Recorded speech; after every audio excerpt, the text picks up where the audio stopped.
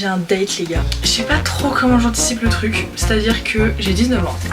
Ça, c'était il y a plus d'1 an. C'était le jour de mon premier date avec mon copain actuel. Comme quoi cette première vidéo a été le début de la documentation de notre histoire. Dans cette vidéo, j'ai expliqué ma vision de l'amour et j'ai enchaîné avec quelques astuces pour trouver l'amour, pour maintenir l'amour. Et aujourd'hui, je peux vous dire que j'ai trouvé l'amour. L'amour sain, l'amour heureux, l'amour plein, l'amour pur. Alors par grande nostalgie, j'ai décidé de faire l'amour 1 an après. De voir si j'ai bien suivi mes conseils, de voir si ma vision de l'amour a changé maintenant que je suis en couple depuis plus d'1 an. Donc hier soir, j'ai re-regardé ma vidéo Croire en l'amour et j'ai pris des petites notes sur ce que moi je pensais de la vision de l'amour et ce qui aujourd'hui est toujours d'actualité ou pas.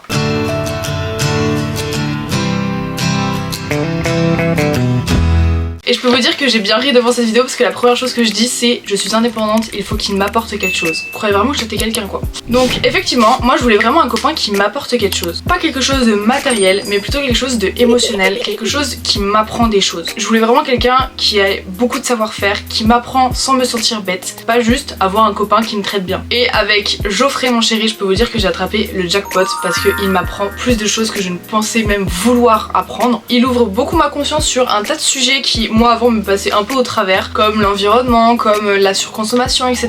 Et c'est vrai que depuis que je l'ai rencontré, je fais attention à toutes ces choses là. Il me fait lire des livres qui en parlent, il me fait regarder des vidéos de 2 heures sur YouTube et il m'apporte surtout beaucoup de savoir-faire. C'est un homme déjà un peu plus âgé que moi, donc il a déjà vécu pas mal de choses avant moi et c'est un homme surtout qui a toujours su faire beaucoup de choses. Il a testé 1 milliard de métiers différents dans lesquels il était toujours bon. Il aime beaucoup cuisiner, pâtisser, il aime beaucoup faire du sport et en fait il est vraiment quelqu'un de très cultivé et qui veut découvrir, qui veut apprendre. Donc déjà avoir quelqu'un qui aime apprendre, qui aime découvrir, qui aime développer ses savoir-faire, bah en fait il va forcément te les donner en retour, t'apporter tous ces savoir-faire. Il m'apporte beaucoup de savoir, beaucoup de savoir-faire et beaucoup d'apaisement, beaucoup de sécurité. C'est un homme très mature émotionnellement. Il m'apporte tellement de choses qu'il m'aide à devenir la meilleure version de moi-même. Et ça je pense que c'est vraiment le but ultime.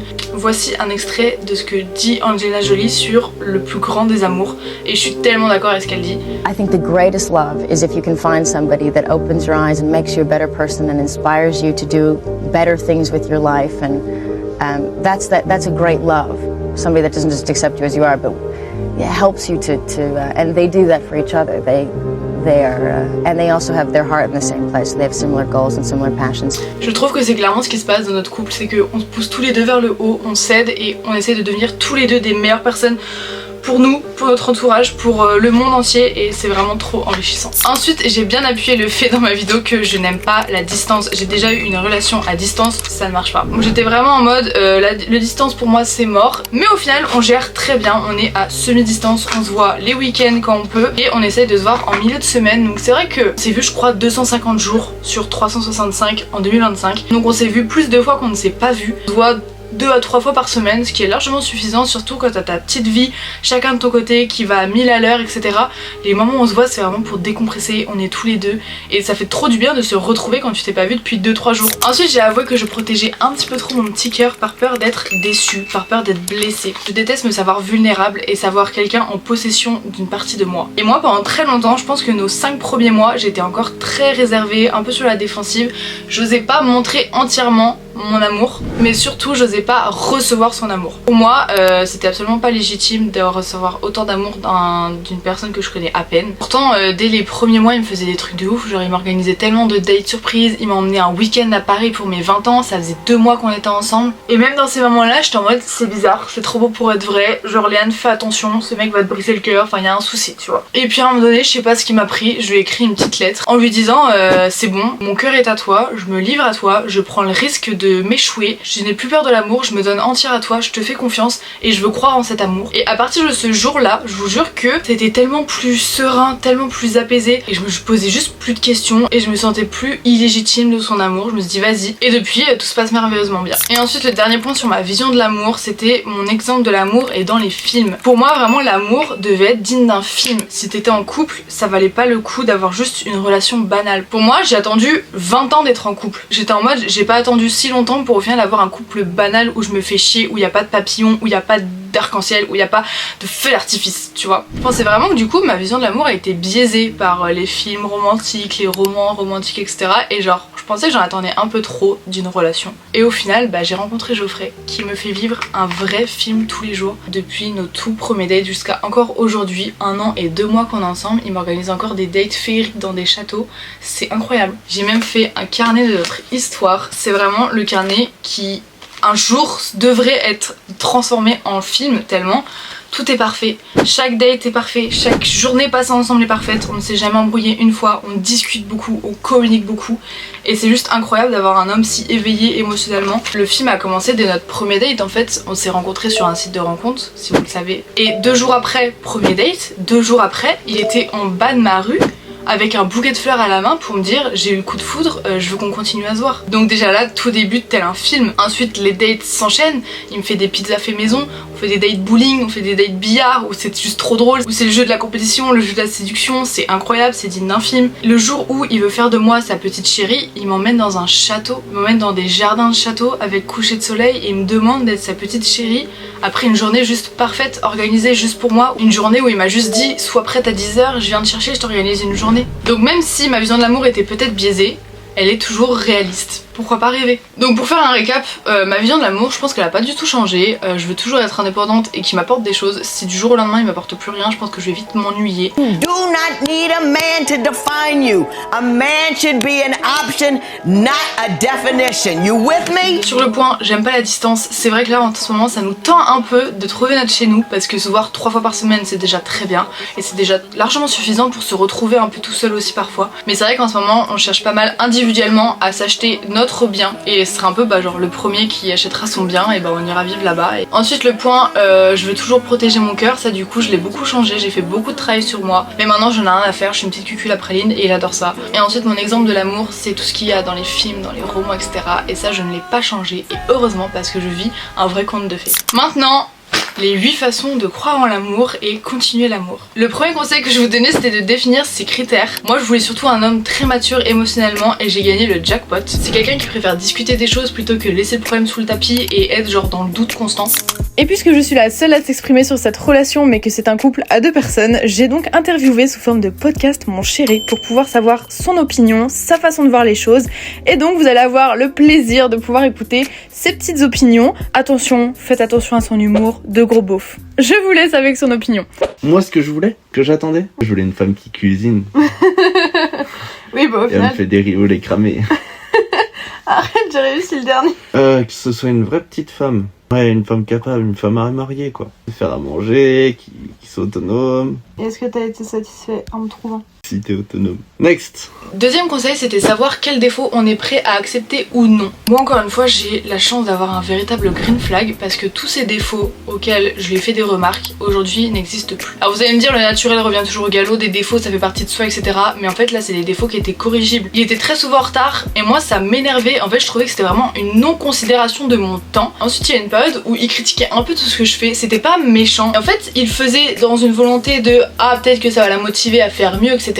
Mais en fait moi ça me poussait juste vers le bas, genre je le ressentais pas du tout comme valorisant à faire mieux. Je me sentais juste comme une grosse merde à ses yeux quoi. Mais il voulait que je fasse encore mieux parce qu'il savait que j'en étais capable. Et moi je le prenais mal. Du coup j'en ai parlé et aujourd'hui avant de critiquer un truc que je fais, il fait toujours genre le petit effort de c'est bien ma chérie ce que t'as fait, merci pour l'effort, la prochaine fois essaye de faire comme ça. Est-ce que t'as appris des relations précédentes et que tu veux pas retrouver là dans notre relation? Quel défaut j'ai? T'as pas de défaut.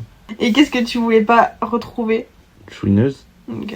Ensuite on enchaîne, troisième conseil que j'ai émis c'était qu'il faut s'aimer avant d'aimer quelqu'un. Ça je l'ai gardé, déjà premièrement lui il me valorise beaucoup, même s'il critique beaucoup ma cuisine par exemple, c'est de ça que je parlais juste avant. Il valorise beaucoup de mes accomplissements, que ce soit professionnel, que ce soit dans mes cours, que ce soit physiquement etc. Je me sens vraiment aimée, du coup ça me permet déjà de m'aimer beaucoup plus moi-même et même s'il me valoriserait pas au quotidien, moi personnellement je m'aime. Et là du coup dans cette relation, même genre les jours où il me trouve pas belle je suis en mode je m'en fous, moi je me trouve belle. Genre ou les jours où il va pas aimer mon jean, je suis en mode bah moi j'aime ce jean donc je continuerai à le porter. Et je pense que c'est ce qui rend un truc un peu sain, c'est que t'attends pas l'approbation de ton chéri pour t'aimer et te sentir belle. Même lui de te voir te sentir belle, en fait je pense que ça l'attire encore plus, plutôt qu'avoir une femme qui se trouve toujours pas belle, qui se dévalorise toujours et que du coup t'es toujours obligé de rassurer. Je pense que c'est un peu fatigant à la longue. Le fait que moi je m'aime et que j'ai confiance en moi et que je me sente capable de faire plein de choses, ça le rassure et il est juste en mode waouh, ma meuf c'est une badass. Moi, dans ma vision de l'amour, c'est chacun est très autonome et autodidacte, et puis juste on n'a pas besoin de s'apporter quelque chose, on se complète l'un l'autre. Alors tu prends quelque chose de ton partenaire, tu vois, il t'aide à évoluer. Mais tu prends pas, c'est que ton partenaire est comme ça, toi t'es comme ça, et donc tu fais selon ses faiblesses. Tu disais que avant d'aimer quelqu'un, il faut s'aimer soi-même. Est-ce que tu trouves que moi, je suis plus aimante avec toi quand je m'aime? Ouais. Genre c'est plaisant. Mais est-ce que pour autant c'est ça qui fait durer le couple? Tu peux avoir des phases de down. Quatrième conseil, c'était s'entourer de personnes qui croient en l'amour. Nous on a la chance déjà, tous nos amis sont en couple et c'est des couples vraiment sains, posés, etc. Et on a surtout la chance, enfin j'ai la chance d'avoir des beaux parents, donc ces parents sont très sains.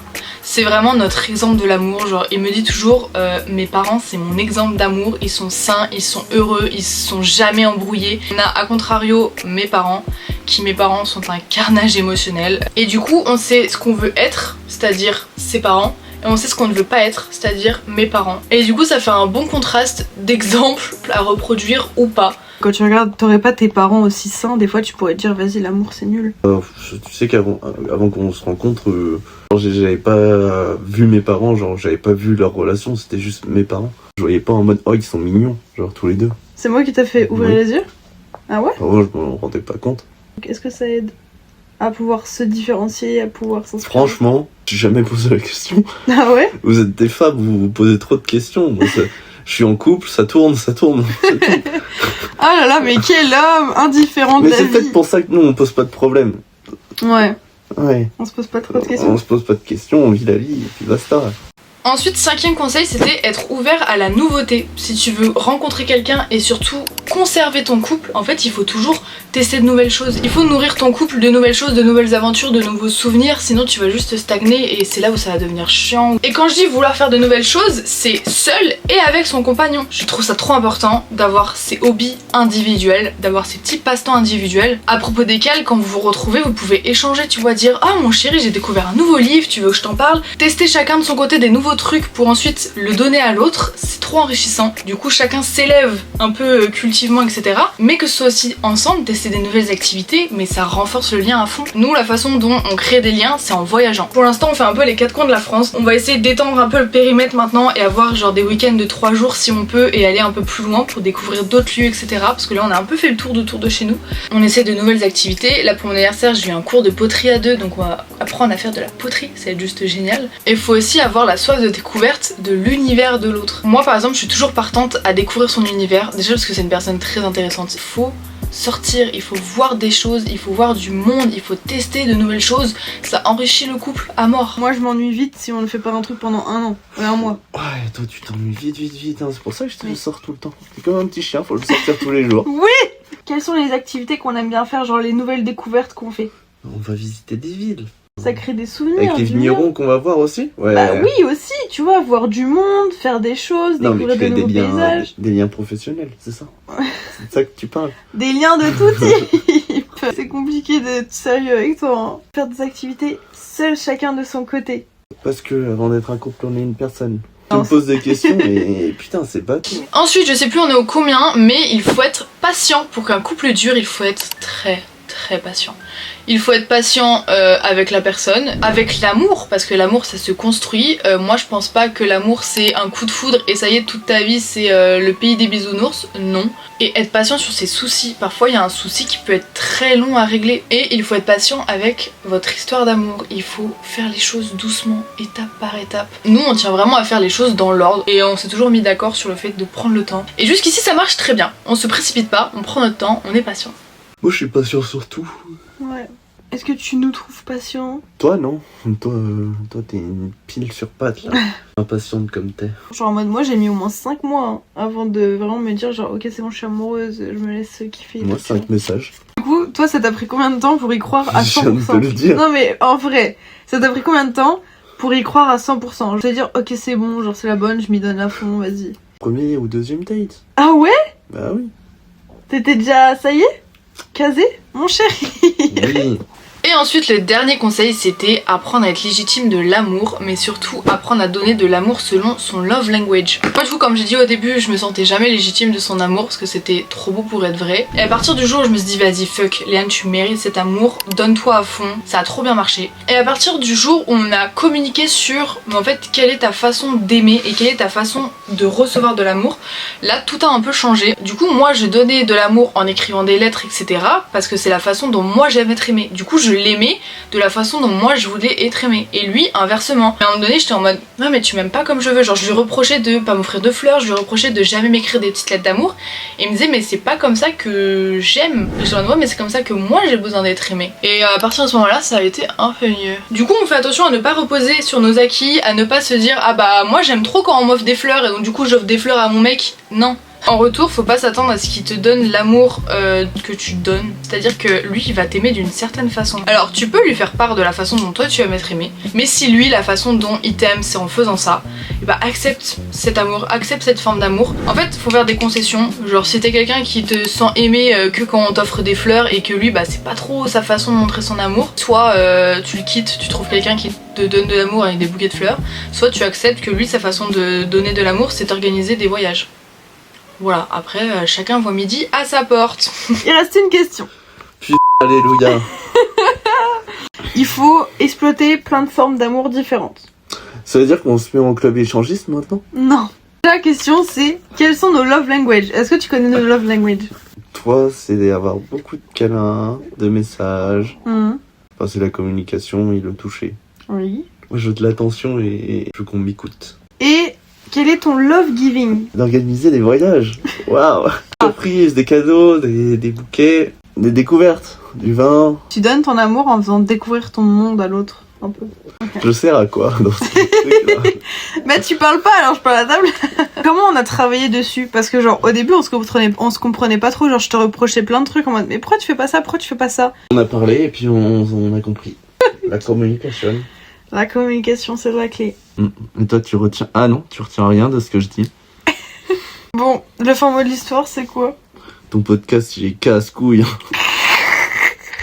Je pense que c'est vraiment la dernière vidéo de l'amour que je fais parce que en fait je suis un peu trop gâtée par la vie. C'est-à-dire que moi j'ai un homme qui m'organise des voyages et qui m'offre des fleurs. Donc en fait, je peux pas trop conseiller les gens parce que j'ai juste l'homme parfait.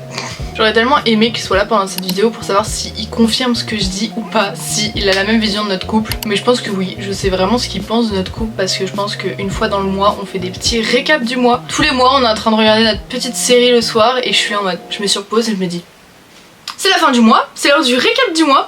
Et du coup bah on se dit ce qu'on a beaucoup aimé faire ensemble le mois, quelle est la chose que t'as aimé que je fasse ce mois-ci, qu'est-ce que j'ai fait qui a fait que tu t'es senti aimé, ou à l'inverse qu'est-ce que j'ai fait qui t'a blessé ce mois-ci, quel est l'aspect négatif sur lequel on devrait travailler le mois prochain, quel est l'aspect négatif sur lequel on a beaucoup travaillé ce mois-ci. On fait vraiment des gros récaps tous les mois et ça aide de ouf, et du coup bah on peut savoir ce que l'autre pense de la relation. Est-ce que là en ce moment il est épanoui dans la relation ou est-ce qu'il y a des choses sur lesquelles faut faire attention. C'est une habitude que je veux absolument pas perdre parce qu'elle change tout, elle maintient tout, surtout dans le couple. Donc voilà pour cette petite vidéo, l'amour un an après. Je suis contente de voir que tous les petits conseils que je vous avais donnés, bah au final ça a porté ses fruits, puisqu'on respecte tous ces conseils, on maintient notre amour grâce à tous ces conseils. La clé c'est surtout de communiquer, mais savoir comment bien communiquer. C'est pas juste je parle, tu parles, j'attends mon tour de parler, je veux juste poser mon argument et hop me débarrasser de ce que je pensais, etc. Puis ça sert à rien de dire j'ai pas aimé quand tu fais ça et pendant 3 mois il continue à faire ça. Ça n'a aucun sens, ça ne sert à rien. Nous on communique vraiment dans le but d'améliorer les choses et de faire mieux et de se sentir mieux ensemble et mieux individuellement. On veut pas que l'autre soit mal à l'aise, on veut pas que l'autre se sente pas heureux dans la relation. Notre but, notre priorité c'est que les deux soient heureux, que les deux soient épanouis, que les deux se sentent aimés, qu'on soit tous les deux au même niveau, qu'il n'y en ait pas un qui est le dessus sur l'autre, qu'il n'y en ait pas un qui aime l'autre plus que l'autre et qu'il n'y en ait pas un qui fasse plus d'efforts que l'autre. Quoi vous dire de plus, hormis que c'est bientôt la Saint-Valentin et qu'on s'est instauré la tradition que la Saint-Valentin c'est moi qui l'organise. Mais du coup Saint-Valentin je peux déjà vous dire ce que je vais faire puisque cette vidéo sortira le 15 février. Je compte l'emmener à Fontainebleau faire un restaurant qui s'appelle l'Axel, un restaurant un peu gastronomique etc. Il va être ravie. Je vais prendre l'accord mets et vin, comme ça il aura ses petits verres de vin accordés à ses petits plats, etc. Il va être aux anges. Et ensuite en sortant du restaurant, on va se faire une petite randonnée dans la forêt de Fontainebleau et je le tanne depuis très longtemps pour qu'on la refasse. Et lui aussi je sais qu'il aimerait bien la faire mais on trouve jamais le temps d'y aller. Donc c'est l'occasion, j'espère qu'il fera beau. Et ensuite en rentrant, on se fera un petit repas soit avec ses parents, soit juste tous les deux. On a été dans un hôtel et on a gagné une pochette avec des masques, etc. Ça fait 1 an qu'on l'a cette pochette, on l'a toujours pas fait. Du coup on va se faire une petite soirée skincare. Donc voilà, j'espère que cette vidéo vous aura plu, j'espère que mes conseils seront utiles pour vous et que mon couple est source d'inspiration. Voilà, je veux pas être le modèle des gens, mais je trouve qu'on est vraiment un couple tellement sain et pur que je me sens légitime à vous donner des conseils parce que pour nous ça marche très bien tous ces conseils, donc je me dis pourquoi les garder pour nous. Je vous fais plein de bisous et je vous souhaite de trouver l'amour fou.